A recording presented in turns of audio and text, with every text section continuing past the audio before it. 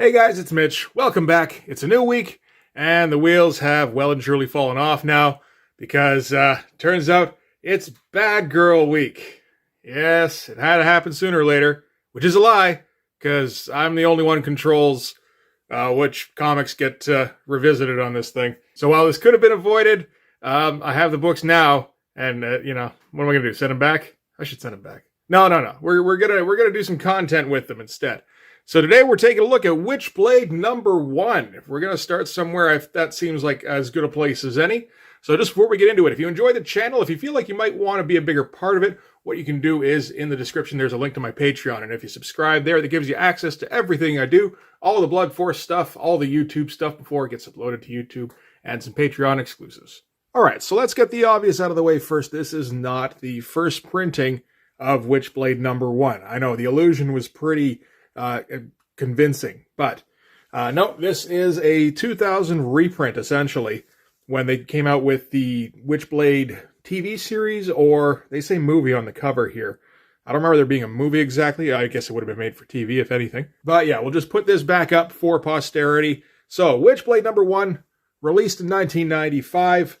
This is sort of the onset of the Bad Girl era, which is not something I really paid attention to much myself other than through Wizard magazine. That's basically how I was aware of it. At this point, I was pretty much out of mainstream comics, and I think the bad girl trope kind of helped to push me out, to be honest. Not like I have a huge kind of problem with this kind of comic specifically, where it's, like the predominant selling feature is the tits and ass. If you're going to do that, comics have been doing that since I was a kid anyway, so it doesn't mean a whole lot. It's just not any kind of enticing feature, personally. So like if tits and ass is in most comics anyway, then just having it more, like having it your predominant selling feature, that's not going to be anything that's going to convince me to buy your comic. This is an interesting time in comics in general, though, because the bust is starting to pick up momentum, and the speculator market is drying up in earnest. So I wonder how much of what went on in the 90s with the bad girl thing was about just desperately trying to find something to sell books. Because there was a lot of this, if you recall. There's Witchblade, there's things like She and Lady Death and Vampirella and all that crap. There was also Kabuki, which is actually interesting, but not exactly a tits and ass book there, So Witchblade #1 is a Top Cow production. It's drawn by Michael Turner. That's the main selling point. Written by David Wall, which is a name that sounds vaguely familiar. I can't think of what it would have been from, though. Apparently, he wrote most of Michael Turner's stuff going forward, so when he would move on to Fathom, that kind of thing. And as a Top Cow book, it's highly Silvestri influenced. In fact, I would often conflate Witchblade with The Darkness a little bit. I assume there's some sort of association there, given the Witchblade armor or tech or whatever looks an awful lot like the Darkness armor, but that could just be a bit of a mimicking of art styles. So from what I understand from Michael Turner, here we can get right into it here. He starts out at Top Cow. He got found at a convention by Mark Silvestri, and he got brought in and started out by doing backgrounds on Cyberforce. I'm not sure exactly where that was. That'd be interesting to check out a little bit. So when I do Cyberforce revisits in the future, we'll try and keep an eye out for that. But yeah, quickly moved on from that to his own book. So Mark must have had a fair amount of faith in him. So what's the deal with this Witchblade thing? Well, they're going to break it down right from the beginning here. From what I understand, this book has a bit more story than the usual kind of crap coming out of Image at this time. Meaning things, meaning Extreme Studios, really. Although Wildstorm isn't much better at this point. So off the hop, we're going to be introduced to our main villain for this opening arc, and this is Kenneth Irons. And from what I hear, the opening arc goes on for 8 issues. So a little bit ambitious there. That's all right. Not willing to just, set up a character and then have them have adventures right off the bat. They do have somewhere they're planning to push the story, at least to start with. So, I'm okay with that. And we can see right from the beginning here that background work is already paying off. Because Michael Turner's going to draw a pretty elaborate candelabra to start things off with. So Kenneth Irons is, Touted as Fortune magazine's Entrepreneur of the Year, uses shrewd business acumen, cutthroat attained status as a Fortune 500 company in no time. And in case we're not sure if he's supposed to be the villain, Iron's entrepreneurial spirit also includes his exploits in drug trafficking, prostitution, slavery, and weapons production. So I don't mind knowing off the bat, okay, this is going to be the bad guy. You know, that's a good way to start things off. And we're going to flip, and that is an impressive 2-page spread to open up on. Again, it's all background stuff. Like, he's not skimping at all here. We get this little inlay stuff going on. He's got these chandeliers again. They look very nice. He's got a needlessly dishy statue over here. And the pride of his collection here, which we're not going to reveal just yet, but I think we can probably tell this is the Witchblade of the title. And it's interesting because Michael Turner's grasp of drawing people seems to be almost there, but not quite. His grasp of drawing backgrounds seems to be better at this point. Although maybe that's because he spends all his time drawing women. I'm not for sure. Could be that's what that is. So we're introduced to Sarah Pazzini, our protagonist, who's a detective, undercover cop lady who, you know, dresses up like a hooker. At least in this case. And we're going to see little bits and pieces that lead me to believe that somebody writing this, or perhaps Michael Turner himself, is a big Tarantino fan at this time, because we got our Reservoir Dogs poster here. This character's name is Drexler. So I would say the name combined with the look is a little bit reminiscent of Drexel from True Romance. And yeah, we're going to get our lingering shots on Sarah Pazzini's ass. And hey, let's not forget the boobs too, right? I kind of like the progression here, like with the close-up. It just, you can insert your own like boing sound effect as he gets distracted looking through the people. And we're not above the odd pun here. Talking about some perp she's going to go take down. The jury may have let him go, but that doesn't mean I have to. Starsky never had to do this to make a bust. Make a bust. So you can see here in the background, he draws people better than, I mean, most of the artists at Image at this time. Thinking about it. Outside of like the founders. Nope. And yep, here's our double page spread. And Michael Turner likes to draw his women long and lean. Since this is the first full shot we're getting of our protagonist, you might wonder if he just started up here and then realized he had too much space. I don't think that's the case, though, because this is truly how long he likes to draw those legs. So, Sarah Pazzini walks in on her perp here, and perp believes that this guy here is a narc. And he's right, because that's her partner. So in order to prove herself, Sarah's going to have to kill her partner. I'm sure she'll do that. She seems like that kind of person. One thing we're going to see here is something that I noticed throughout the rest of the issue, which is terrible page layouts. You know, up here is clear enough. We get a bit of a problem when the dialogue comes down here. And then I assume we go over here, but you got to wonder about this panel here. And then like this, and like these actually all appear to be completely inconsequential. It's a little bit like he's studying from the school of Stephen Platt, but without Platt's ability to tell a story. And I mean, Platt wasn't exactly a standout at that. But we do get, like, I mean, you know, these faces all look pretty good. And a lot of detail in the background here again. I wonder how much of this carries over into issue 2. We'll never know, because I'm not going to buy it. But it is sort of a point of curiosity. All right. I mean, you know, give it up to Michael Turner. He knows what he likes to draw, and he knows what the audience wants to see, right? So instead of shooting her partner, she cold cocks him, and which is apparently enough to convince the perp that, okay, she's cool, except that then he recognizes her. So that was all a little pointless. And then Sarah leaps into action. I don't mind this action shot here at all, where for the motion we get the speed lines kind of overlapping over the body. That's pretty cool. No backgrounds to speak of. We got plenty before this. I got no problem with it. And then we get this stupid fucking leap. You know, like, make sure to stick your ass out as much as possible when leaping, especially in high heels.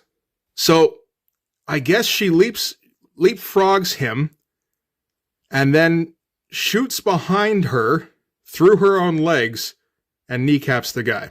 I would never even think to do this because it's so fucking senseless. I'm all for senseless if it looks cool. And I guess you can argue whether or not this looks cool. I'm sure to some people it certainly does. This forced perspective on this leg is very bad.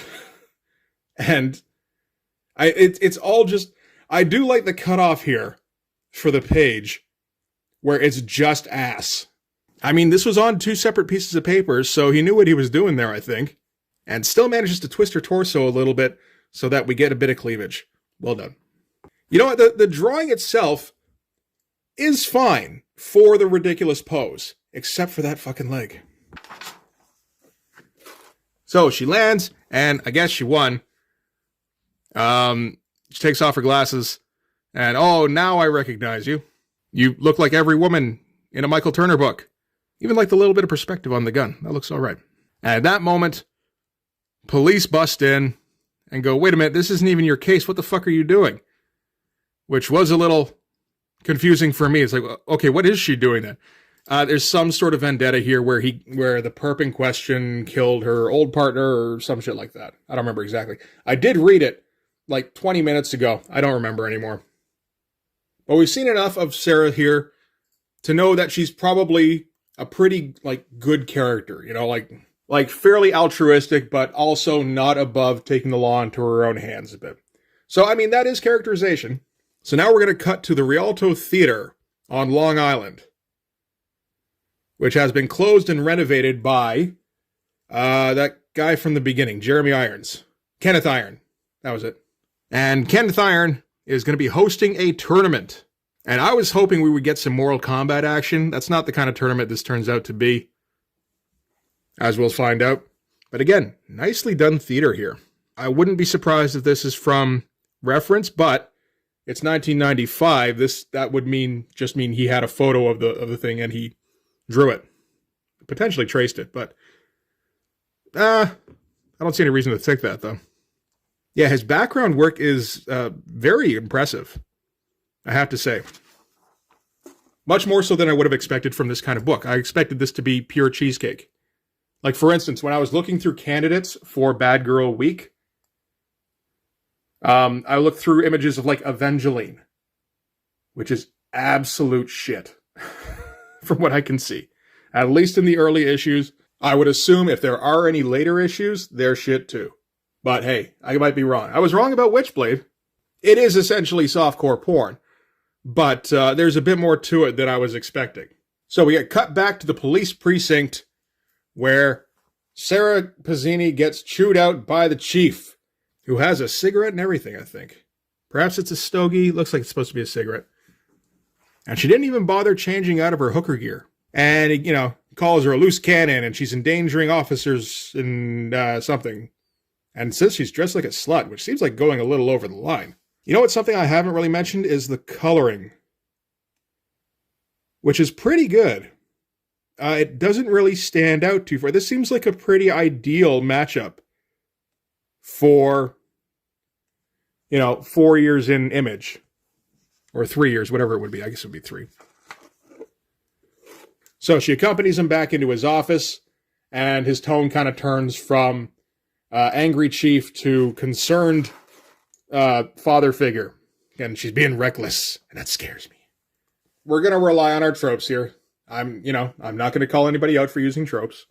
Just make sure they're interesting. I haven't seen a whole lot of that just yet. So her partner is there, and he's doing okay from being cold-cocked. Again, spending a bit more time on faces. I have no problem with that. His protagonist male faces all tend to look the same too. He is able to differentiate faces, at least to a degree. We see it, with the more stereotypical characters. But when you've got people who are supposed to be, repeating characters, or, you know, around in that like mid-20s kind of age. It looks like they're all going to look about the same. So Drexler or Drexel or whatever is down in an interrogation, and he's not feeling too cooperative. So naturally, Pizzini has to coerce him by grabbing his jaw, and that's it. All right. I mean, he's got all sorts of hair there. He's got a nose ring, and like, you know, there's all sorts of stuff you could yank on to like kind of put him in distress, but she just kind of grabs his jaw. Again, we see those not very well laid out pages. This is all okay. It starts to get a little pointless here and here. Overall, not terrible, but it'll get worse. Or at least I hope it gets worse now that I've said it anyway. All right, so cut back to the Rialto, and Jeremy Irons is waiting for the theater to fill up. He's basically, it's criminal underworld people. And they're all going to take their turn. Basically what it is, they're all going to take their turn trying on the Witchblade glove, looking for the chosen one. And then once he's found that person, he figures he'll be able to control them somehow. We do get the impression that he himself tried on the glove and it didn't work out too well. And this is his lieutenant character. You know, you got to have the main bad guy's first lieutenant. So Michael Ironside in Total Recall, or Clarence Boddicker in RoboCop, that kind of thing. That's this guy here, whose name is Nottingham. And Michael Turner seems to show a bit of an inclination for fashion. Stuff like this. Which I could see why that would kind of bring Silvestri, kind of pique his interest.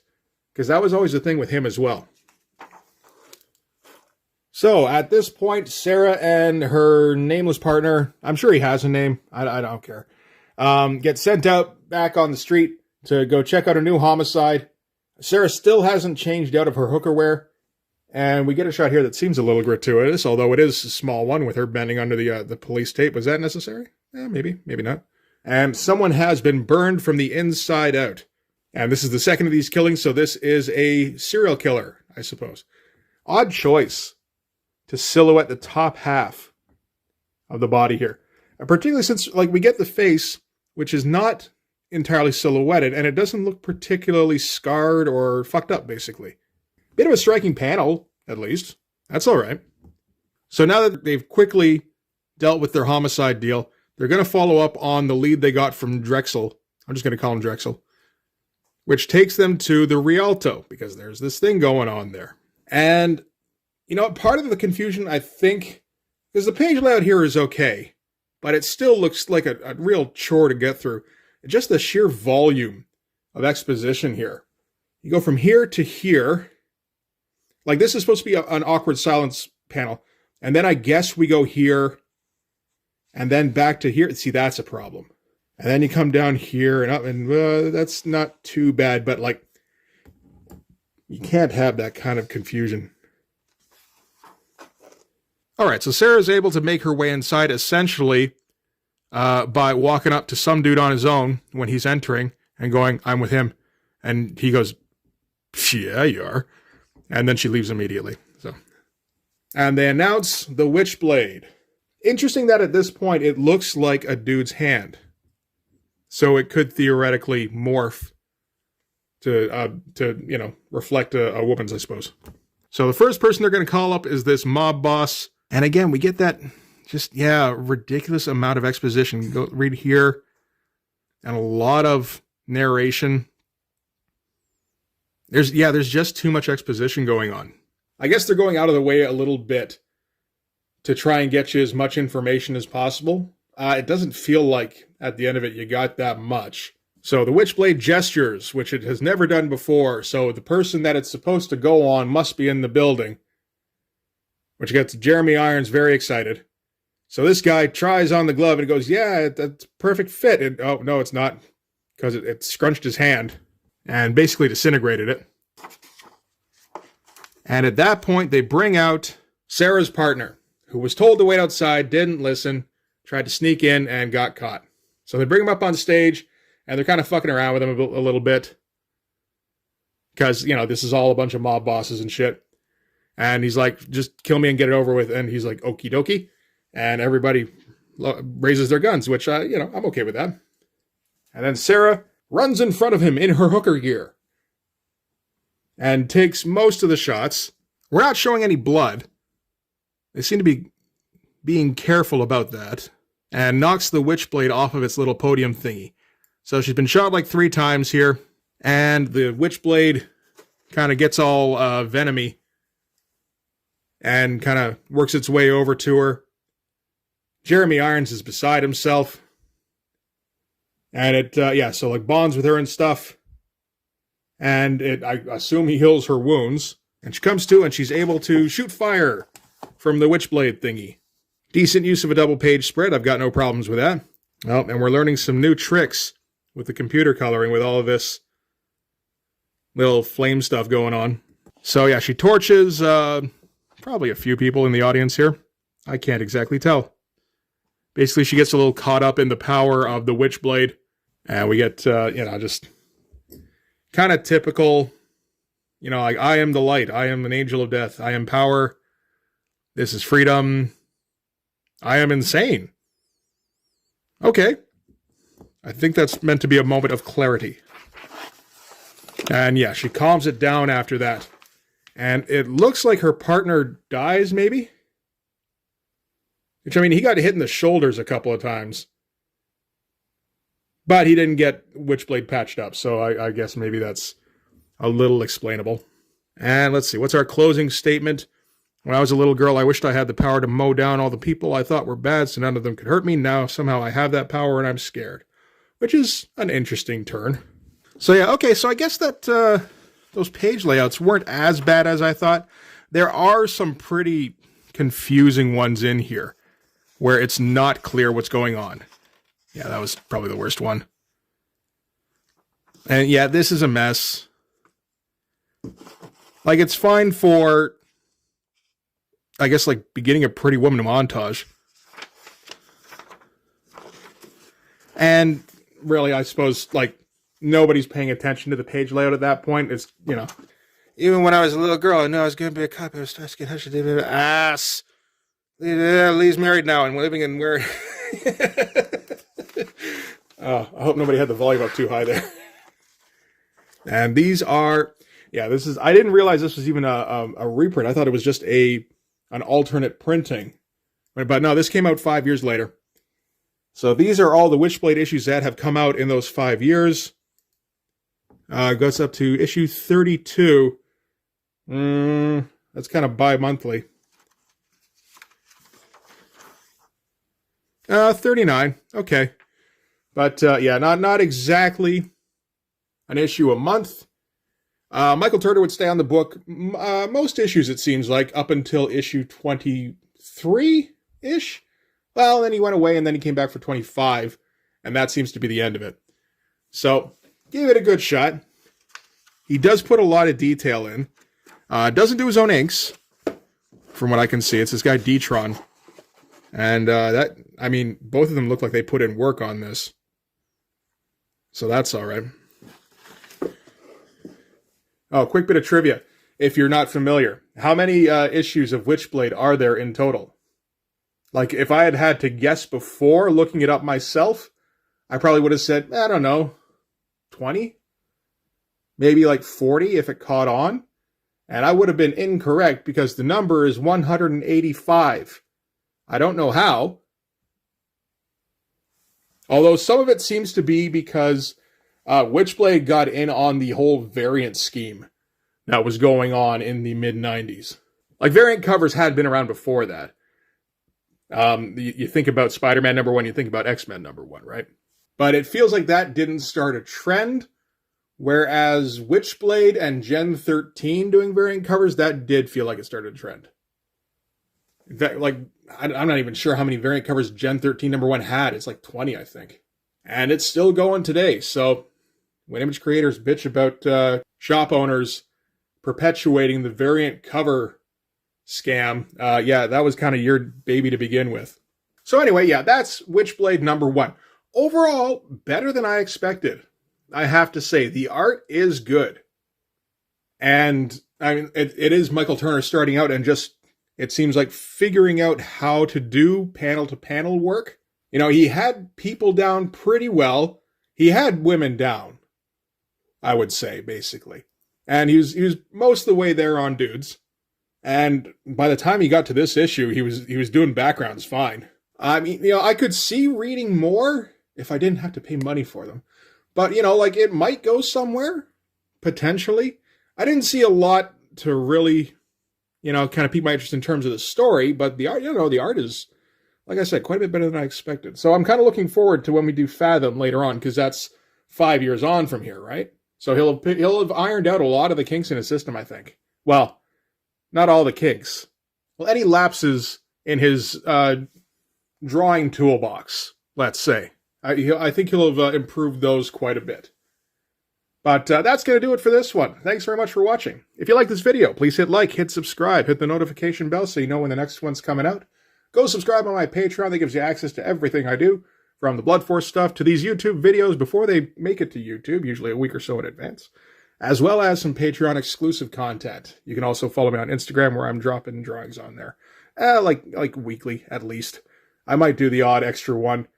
I was thinking about it this weekend, and I used it instead to catch up on videos, and now I'm probably gonna just fall behind on videos for the rest of the week. That's the usual schedule. But yeah, that's gonna do it. Thanks again for watching. I'll see you guys in the next one. Bye-bye.